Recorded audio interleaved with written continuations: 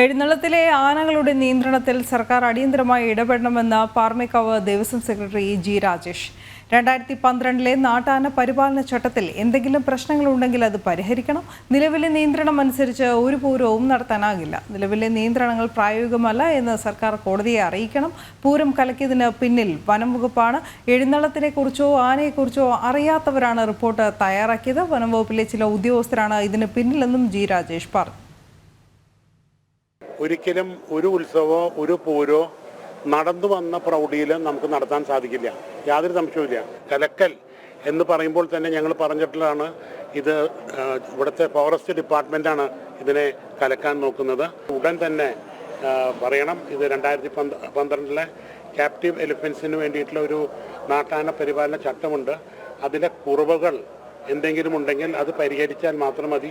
ഇത് ആനകളെക്കുറിച്ച് അറിയാത്തവരോ പൂരത്തിനെക്കുറിച്ച് അറിയാത്തവരും ഉത്സവങ്ങളെക്കുറിച്ച് അറിയാത്തവരും ഉത്സവ നടത്തിപ്പുകാരും അല്ലാത്തവരും മാത്രം ഇരുന്നിട്ടുള്ളൊരു റൂൾസാണ്.